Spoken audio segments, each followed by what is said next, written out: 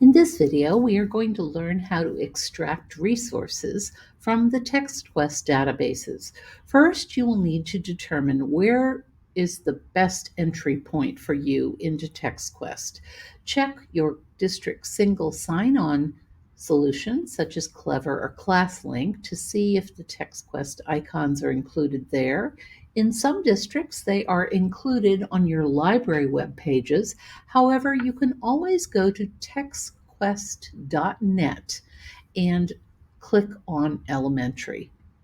You will need to know your district's username and password. You can usually find those from your librarian. If not, you can reach out on the TexQuest website to their help number. I'm going to go into the general category because as a teacher, I want to be able to see multiple resources. Now, usually when I am looking for resources for my classroom, I would recommend that you use either Britannica School or Gale. They have excellent articles and text-based resources that I can extract and use with my students, especially with teacher support. Now, as a primary teacher, I might say, oh, I want early elementary, but I'm actually going to recommend that you also investigate Britannica School Elementary because there is a much wider selection of articles there. And if the activity you're doing involves teacher support and scaffolds, then you can often use the Britannica School Elementary articles. I am going to go ahead and go into Britannica School Elementary. And if the resource would pause to ask me to sign in, I would choose my school district name and my password. Now, of course, students can go in and drill down to specific topics, but as an adult, I'm going to just come up here and type the keyword because I'm looking for an article on hyenas. Notice that on the right-hand side, I do have various reading levels. One is generally elementary, 2 middle school, 3 high school. I could also apply Lexile filtering.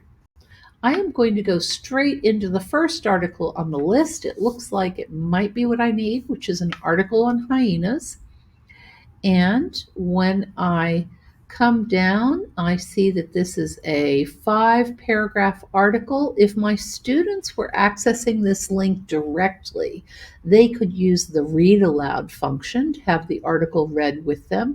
But we're going to be doing this as whole class, so I don't need that particular tool. If I did want to share this article directly to my students in Britannica School, I can copy the entire URL and that will work to share with my students.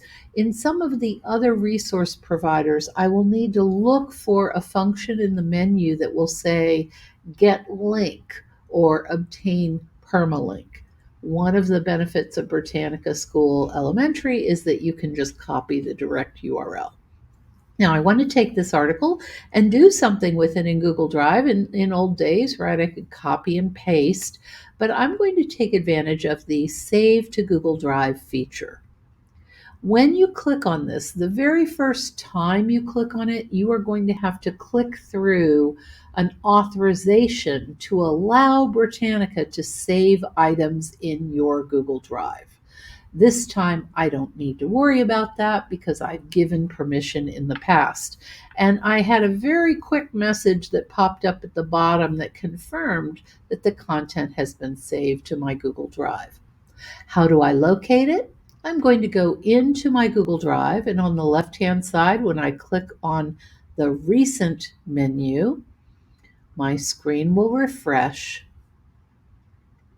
And now I see, once clicking on Recent, that the hyena article is in my Google Drive.